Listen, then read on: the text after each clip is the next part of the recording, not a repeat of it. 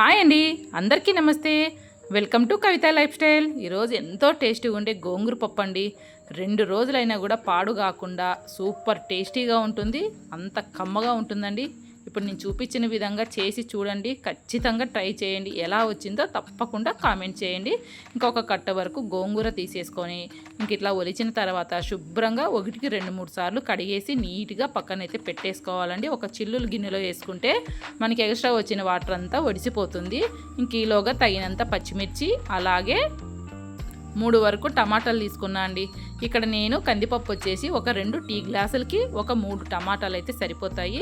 ఇంకా కడిగిన తర్వాత ఇంకా తగినంత వాటర్ పోసేసుకొని తగినంత పసుపు, అలాగే 1 టేబుల్ స్పూన్ వరకు జీలకర్ర, ఒక 1/2 టేబుల్ స్పూన్ వరకు ధనియాల పొడి, కొన్ని వెల్లుల్లి రెబ్బలండి ఇందులోకి వేసేసుకోవడమే. కొద్దిగా చింతపండు అండి, కొద్దిగా పులుపు రావడానికి. ఎందుకంటే ఈ మధ్యకాలంలో కొద్దిగా గోంగూర పులుపు తక్కువగానే ఉంటుంది. ఇంకా ఇందులోకి ఒక పెద్ద సైజు ఆనియన్ కూడా వేసేసుకొని మనం ముందుగానే కట్ చేసి పెట్టుకున్న పచ్చిమిర్చి, టమాటాలు ఇందులోకి వేసేసుకోవడమే అండి. కొద్దిగా పులుపు, మనకి పట్నం గోంగూర అంటే కొద్దిగా పులుపు తక్కువగానే ఉంటుంది. అదే నాటు గోంగూర అయితే పులుపు చాలా బాగుంటుందండి. ఇంకా తర్వాత గోంగూర ఇందులోకి పెట్టేసుకోవడమే అండి. చాలా అంటే చాలా టేస్టీగా ఉంటుంది. కొద్దిగా ధనియాల పొడి వేసుకున్నాం కదా, అందులోకి నేను కొద్దిగా చెక్క, లవంగం పొడి కూడా కలిపి ఉంటానండి. ఇంకా ఆ కలిపిన దాని మిశ్రమాన్ని ఒక 1/2 టేబుల్ స్పూన్ వరకు వేసేసుకున్నాను.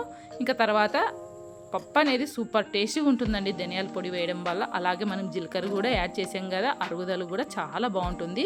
ఇంకా తర్వాత ఒక 5-6 విజిల్స్ రానివ్వాలి. అంటే మనం పాత బేళ్ళ కొత్త బేళ్ళ అనే దాన్ని బట్టి విజిల్స్ ఆధారపడి ఉంటుంది. ఇంకా తర్వాత కొద్దిగా కట్ అయితే అదే ఎసురులాగా వచ్చింటుంది కదండి, అదంతా వంపేసుకొని తగినంత ఉప్పు వేసేసుకొని ఎనిపేసుకోవడమే అండి. పప్పు అంటే చాలా టేస్టీగా ఉంటుందండి. ఇంకా చెప్పక్కర్లేదు, చాలామంది గోంగూర పప్పు అంటేనే అంత ఇష్టంగా తింటారండి.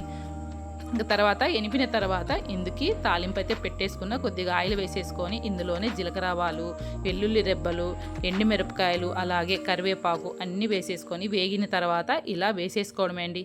మనం తాలింపు వేసిన తర్వాత ఒకసారి మూత పెట్టేస్తే ఇందులోని ఫ్లేవర్ అంతా పప్పుకైతే బాగా పడుతుంది. పప్పు ఇంకా టేస్టీగా ఉంటుందండి.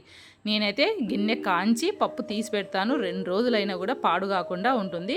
ఎంతో టేస్టీగా ఉండే గోంగూర పప్పు అయితే రెడీ అయిపోయింది. ఈ వీడియో ఎలా అనిపించిందో తప్పకుండా కామెంట్ చేయండి.